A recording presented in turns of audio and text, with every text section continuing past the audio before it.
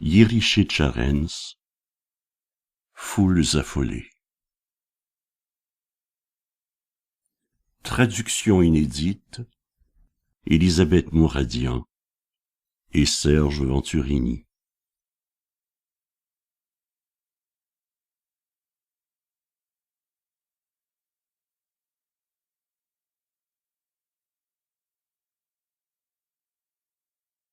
Aux camarades lointains, proches, au monde, au soleil, aux âmes fulminantes semblables au feu, à tous ceux dont l'âme incendie brûle fort, à toutes leurs âmes soleil, ardent soleil, dans ce fauve crépuscule de vie, de mort, aux âmes sacrificielles, salut, salut.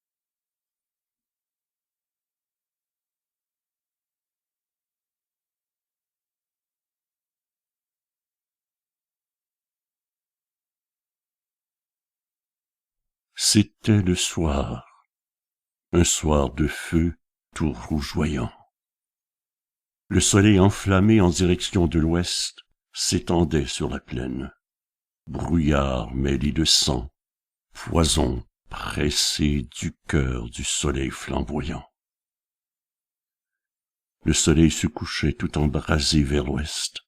Il crachait son poison, la plaine était en sang. À l'horizon s'était allumée une forge rouge. Sur la plaine, il répandait ses reflets rouge sang. Et les champs ondoyants, ils s'étaient embrasés du brillant éclat rouge sang, vermeil au couchant. Le vaste champ, la plaine sans limite, à l'infini, s'étendait devant eux, rougeur toute cramoisie. C'était comme une mer, sans commencement ni fin, comme une immense mer, dans la brume du soir. Sous le soleil couchant au feu crépusculaire, sur ce vieux champ se battaient les foules affolées. Partis des villes et villages, des steppes proches, lointaines, à nouveau, elles, brûlant d'espoir et de ferveur. Celui qui venait de la ville avait laissé la brume. Il avait laissé la brume ancienne, la brume devenue nuage noirci sur la vie. Celui qui venait du village avait laissé le marécage, laissé la terre humide, où vie docile ne fit naître nul épidore. Il était venu de la steppe, avait laissé l'immensité, les vastes étendues sans limite. L'horizon était devenu pour lui une geôle. Celui de la ville lointaine, où régnait la brume, avait apporté comme drapeau rouge son cœur de tuberculeux, ses poumons de tuberculeux. Celui qui s'était arraché aux ténèbres de son village avait amené condensé, emblavé dans ses muscles, la force de la terre.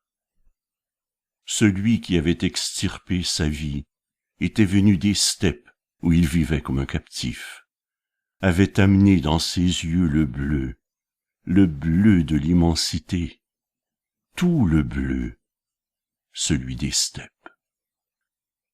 Rebellée, devenue folle, ne supportant plus le vieux monde, foules en folie contre l'ancienne vie, rassemblées dans ce champ et prêtes à se battre. Le soleil déclinait dans sa lumière ardente et se battait en chantant les foules affolées. Le champ était en face pourpre, ensoleillé, et au loin sur la route, là-bas, la ville géante, grasse nonchalante étalée au soleil couchant, la vieille ville, aux 1000 reflets, étincelait. Très loin, immense, vaste, la vieille ville étendue semblait nager dans le tranquille brouillard du soir.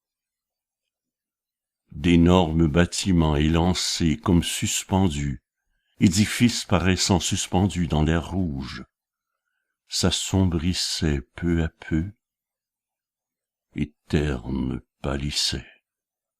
Les fenêtres colorées par le feu lointain brillaient ensanglantées par l'ardeur du soleil. Elles scintillaient ensanglantées face au soleil. Leur cœur s'était embrasé d'une détresse aiguë. Et exsangues comme des clous au cœur du ciel fiché. Les gigantesques cheminées en sang scintillaient. Elles ne soufflaient pas vers le ciel, aucune fumée, aucune haleine noircie sortant de leurs conduits. Le ciel ne s'épaississait plus de leur fumée. Peu à peu devenait dense le brouillard du soir, et le brouillard happait les cheminées de fer. Au sud de la ville, effrayante, invincible, on distinguait la géante gare ferroviaire. Le sifflet aigu de locomotive trouait de temps en temps la brume épaisse, la brume lointaine, comme si l'on tuait là-bas une bête furieuse. Sa voix aiguë, désemparée, désespérée résonnait. Le cri fou sur le champ s'étendait comme l'écho d'une nouvelle de mort définitive.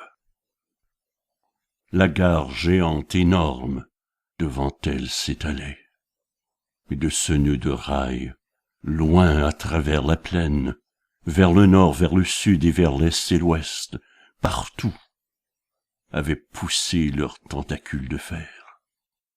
Comme des veines de fer, de la gare près de la ville, et les voies ferrées de loin en loin s'étiraient, comme des veines de fer, étreignant fort la poitrine, veines de fer serrant fort sur le sein de la terre, en se serrant petit à petit, et le fuyait, s'amenuisant furtivement, et le s'enfuyait. Le nœud serré des voies, au carrefour des rails, elle se tenait saillante toute la masse de la gare comme une question géante, pétrifiée, énorme pétrification géante, à la croisée des voies, comme un nœud fixé. Elle se battait sans relâche, les foules affolées, relancées par une poigne de fer, obéissantes à la volonté du peuple.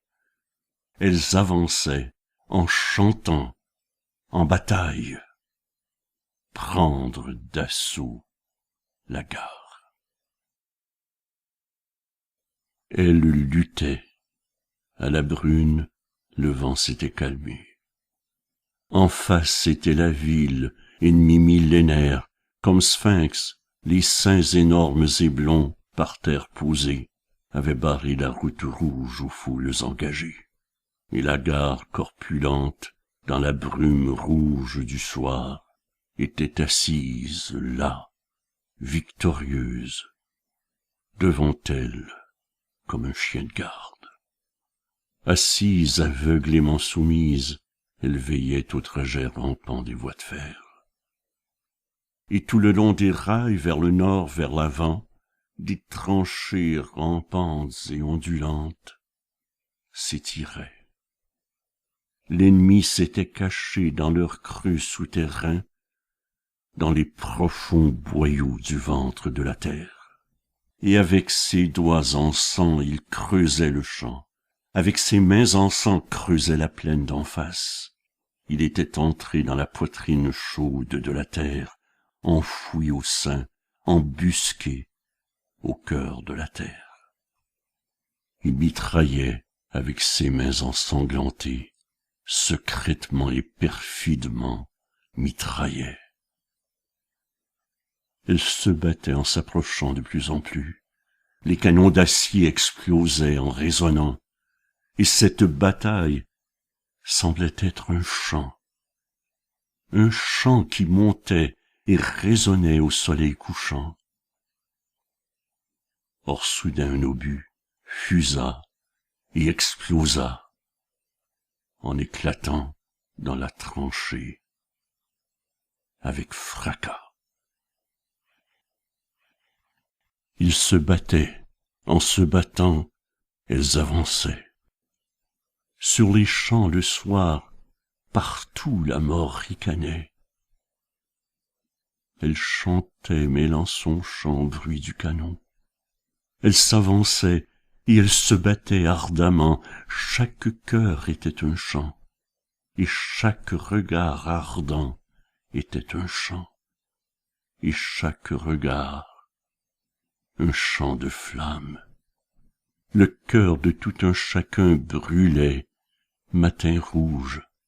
Le vieux soleil aussi, incandescent, dans la lumière à la tombée du soir, semblait un chant. Et chantant, elle se battait, les foules affolées.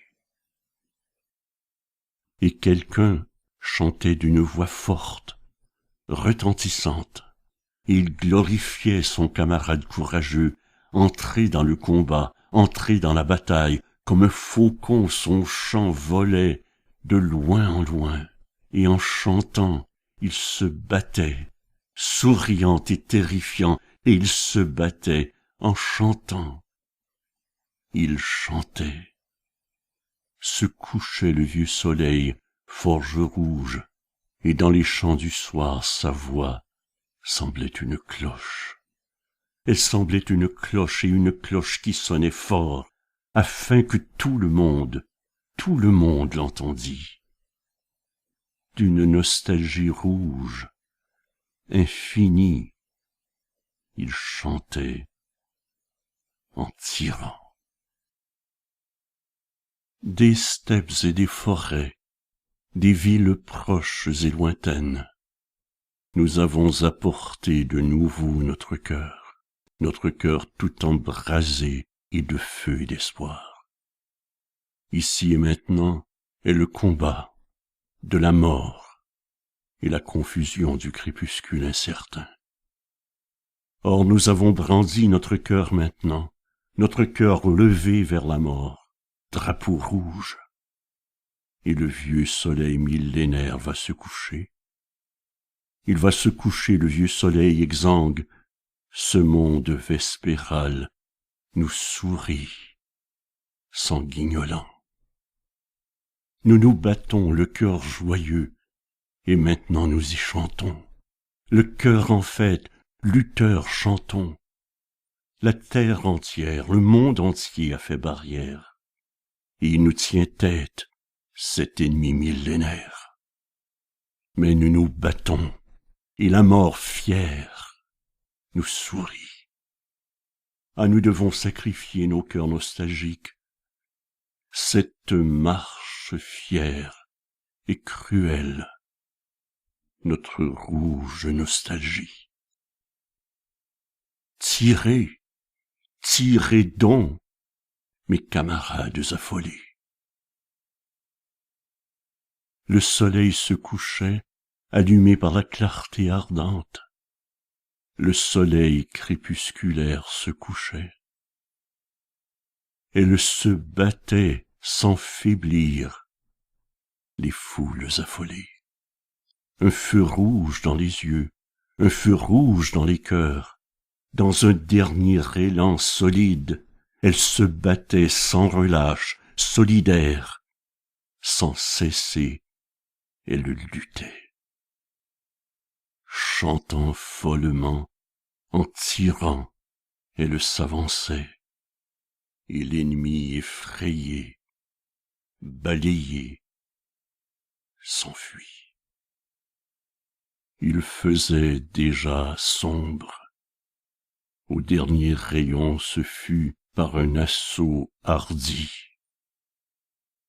qu'elles prirent la gare. Il faisait déjà sombre quand vint la nuit profonde. Il fait sombre, dans les ténèbres nous entrons. Dans la gare où aucune lumière ne scintille plus, les foules affolées aux 1000 noms se sont massées. Dans la nuit on ne distingue pas les arcs de fer, on n'a rien allumé pour que l'ennemi ne puisse rien remarquer, et qu'il n'ait pas de repère. Elles attendent, yeux fixes sur les lointains ténébreux. La nuit était définitivement tombée quand elles prirent la gare. Dans l'attente, peu avant l'aube, pour se reposer et bondir de nouveau, pour marcher sur la ville. Yeux rivés sur les ténèbres, le cœur battant, elles attendent le jour pour reprendre bataille. Tout à l'heure, exsangues, quand elles se battaient dans le champ, au beau milieu des combats dans la plaine, la ville paraissait si proche de la gare des trains. Elles vinrent, prirent la grande gare, chantant et se battant. L'ennemi s'enfuit, se réfugia dans la ville. L'attente maintenant, et le repos jusqu'à l'aube, et de nouveau au matin, marcher sur la ville. Et dans l'obscurité millénaire, dans la nuit profonde, la nuit infinie des siècles passés, elles se sont massées dans la gare ferroviaire. Le champ est en face, il s'étire enténébré. Aucun bruit ni vent, il fait sombre maintenant. Le champ est en face, masse obscure et sans limite, ombre où est tapis sans vue le doute obscur, mystérieux est donc l'aveugle doute obscur. Il s'est assoupi comme un chien, il surveille maintenant les ténèbres, opaques ténèbres. Il dort à demi, roupi dans la brume dense comme un ennemi invisible. Et lui, il pionce. Le vieux doute est assis, les yeux enténébrés. Il regarde la gare qui est devant lui dressée. L'obscurité semble bouger par l'obscurité de ses yeux. Il regarde dans les yeux bleus des foules affolées. Par une détresse sonore, par les regards tendus, elle scrute les lointains obscurs, les foules affolées. Avec des yeux bleus et profonds, tristes, elles observent l'obscurité, toute l'obscurité infinie. Ainsi le sourd bruit nocturne dans la gare vrombit.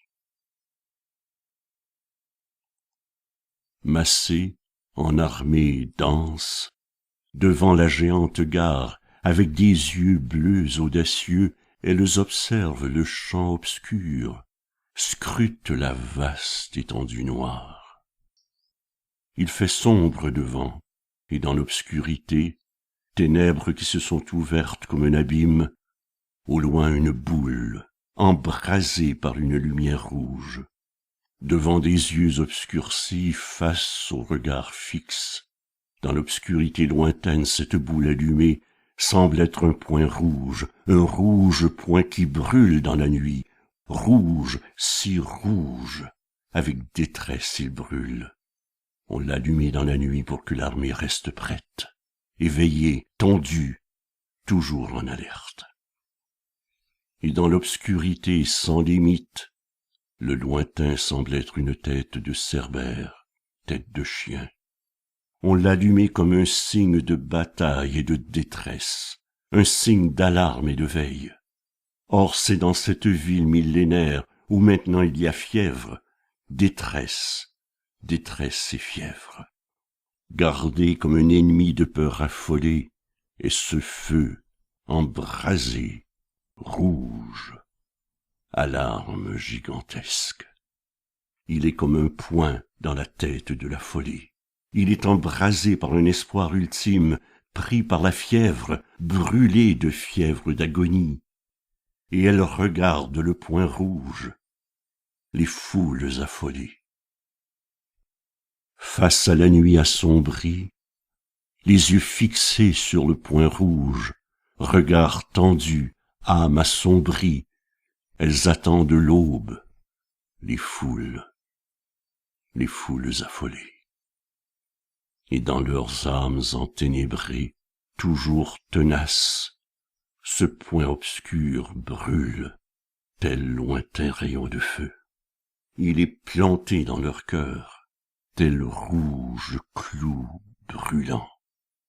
Il y instille du poison et il l'enflamme, puis des cauchemars et des rêves apocalyptiques.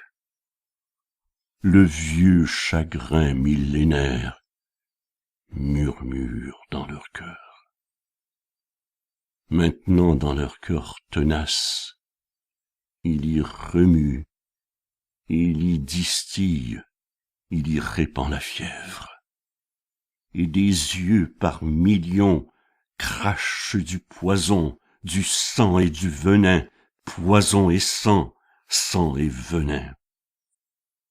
Remonte de leur cœur la bile amère des années, et elle s'enflamme dans les yeux bleus, ensanglantés et furibonds, et dans les yeux bleus, elle s'enflamme. Et les yeux emplis de sang, fixant le point rouge, sans cligner. Or les foules affolées attendent le matin. Face à la nuit, leur âme sombre, enténébrée, est une nuit.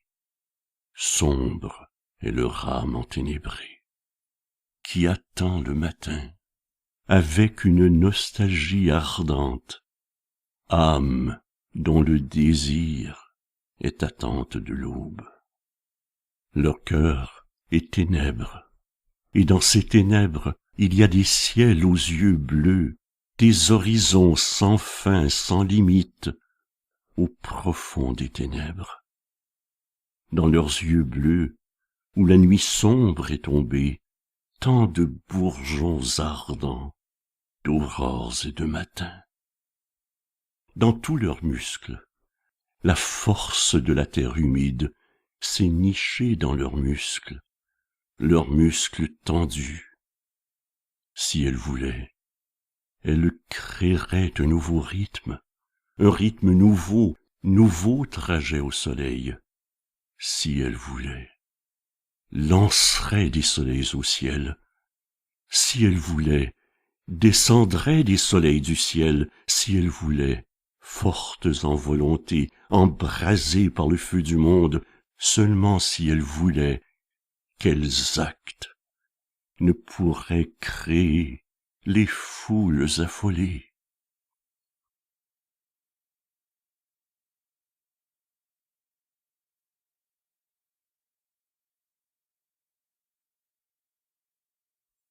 Et la nuit obscure coule et s'approche du matin. L'heure d'attente s'écoule froide, aussi vaine qu'inutile. Puis le vent léger du matin traverse le champ.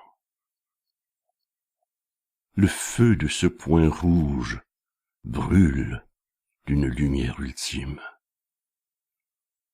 L'obscurité se raréfie, voici qu'elle pâlit, et à l'est, une aile de feu fend l'obscurité. Et dans le crépuscule arrivant des lointains, une fraîcheur parfumée, printanière, souffle doux. L'obscurité humide remue dans le lointain, enténébré remue l'humide obscurité. On voit déjà la ville, masse sombre, incertaine. Les murs énormes des bâtiments immenses peu à peu se distinguent leurs contours. On distingue, voici les fières cheminées de fer. Et dans le cœur ardent des foules affolées, elle ressurgit la nostalgie, cœur ardent des foules. Et dans les cieux des yeux bleus, s'allume la fièvre d'agonie. Or elle brûle, la fièvre d'agonie. Avec des yeux enflammés, elle regarde la grande masse, et brûle leur cœur comme un feu, un grand feu solaire. Elles vont s'avancer, doivent prendre la grande ville. Elles vont déverser sur elle leur bile millénaire. Elles vont détruire, ravager, tout mettre en poussière. Elles vont détruire et ruiner cette ville millénaire. Elles vont incendier, elles vont danser follement dans les incendies, danser des danses folles et répandre aux lointains du pays du feu rouge, lancer le feu rouge et lancer l'étincelle. Et le reste des cendres, elles vont le rebrûler, pour que l'ancienne vie, tel phénix, ne se relève pas de ses cendres sans retour, en donnant au vent ses cendres, qu'il les emporte, et pour qu'il ne les ramène plus, non jamais plus, elles vont aller vers les lointains des soleils à naître, des soleils qui ne sont pas encore nés. À l'aube, à l'horizon ondoyant rouge de lys, rougeoya le soleil ardent comme une alerte de bataille, signal d'un grand combat. S'embrasa à l'orient le soleil allumé d'une lumière nouvelle, soleil vif de neuve clarté. Elles sortirent de la gare, les foules affolées. Le champ infini était devant, une brume jaune, et dans la brume se réchauffant dans le brouillard, le doux brouillard du matin, tout devient vapeur, comme un cirque géant, en mosaïque, bigarré. Et au bord du chemin, on voyait la ville pierre. Les yeux rivés sur le soleil rougeoyant au lointain, yeux fixés sur le lointain soleil rouge, et elle se battait de nouveau dans les lointains ensoleillés, elles combattaient dans leurs lointains, en groupes denses aux mille noms, embrasées par le feu. Elles allaient vers le soleil, les foules affolées.